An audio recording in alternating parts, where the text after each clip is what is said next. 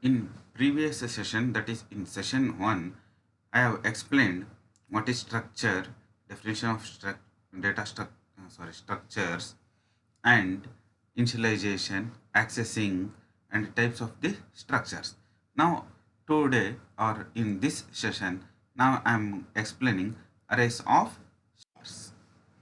arrays of structure. Now, if you want to uh, use more than one, we are preferring or moving to the arrays. That is, more than one can be declared in the arrays. In structure also, similarly, same concept is also implemented. And with example, I am going to explain. Consider a case where we need to store the data of 5 student. We can store it by using the structure as given below.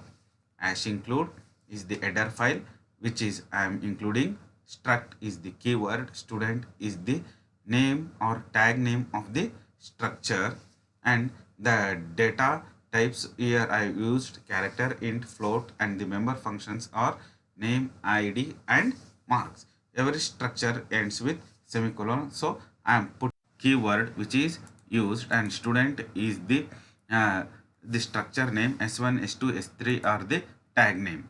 Int dummy, here I am taking an or declaring a variable. Now I am entering the what name, id, marks of the student one. For that I am using the output statement printf. Similarly, after entering, it should be scanned. So I am using the input statement, that is scanf. Percentage s, percentage d, and percentage f are the control strings of respective data type, that is string, int, and float. Similarly, I am scanning the variable data type, that is dummy. Enter the name. Here I am taking the second student. Similarly, third brace, ending brace. Here the output. Enter the name of id and marks of students 1. I am entering 1 James 1990.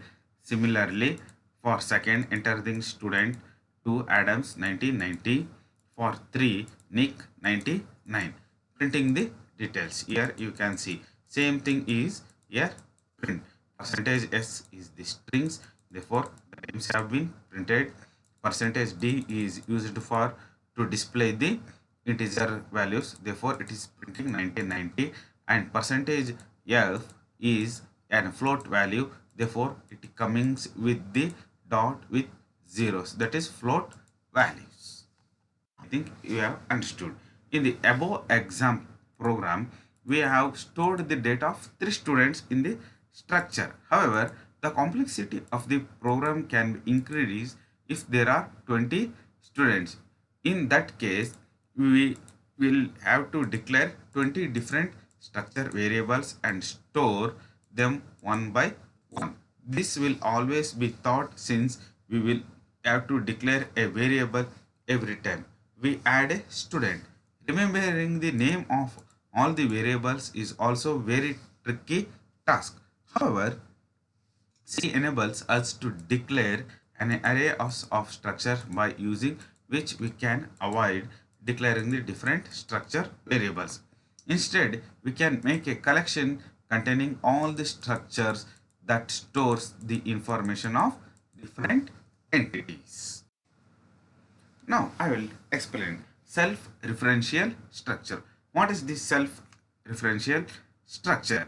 Here the structure and the structure members are same. That is, self-referential structure are those structures that have one or more pointers which points to the same type of structure as their member, or in other words, the structure pointing to the same type of the structure or self-referential in nature. That means which call itself.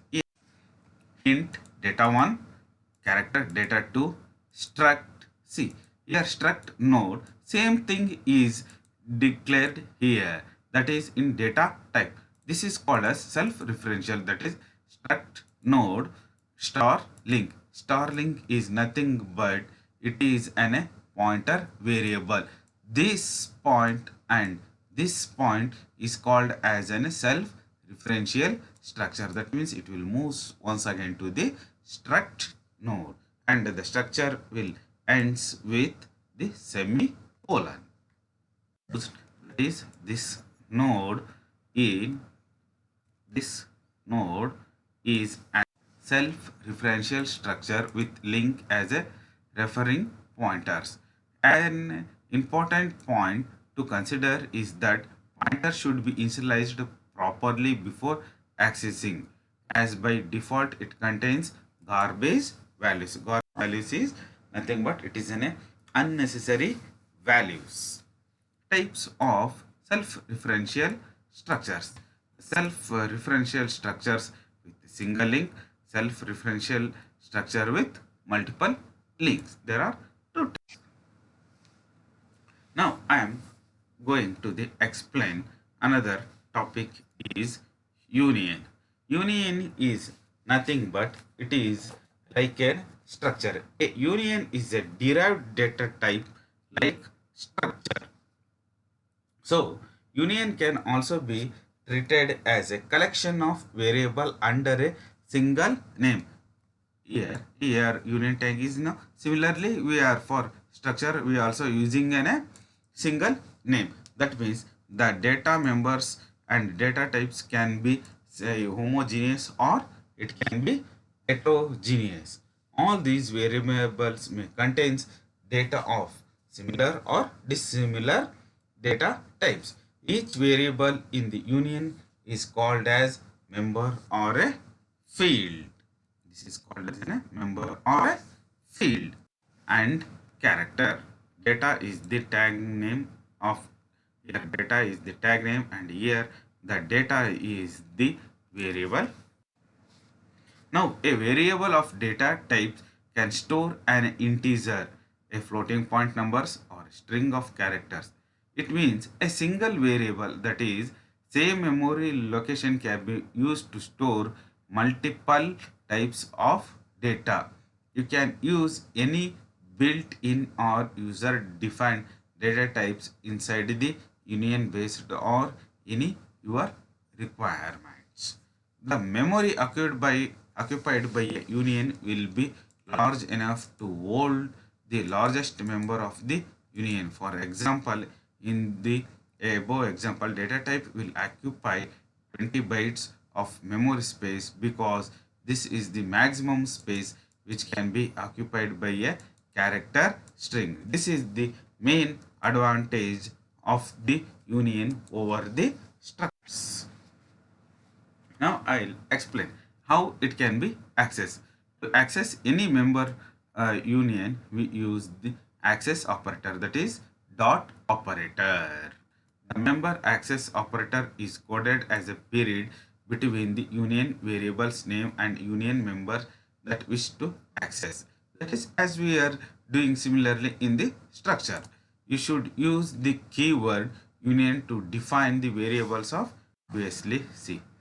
Data of I is the value of 10, F is the 220, and str is the C program.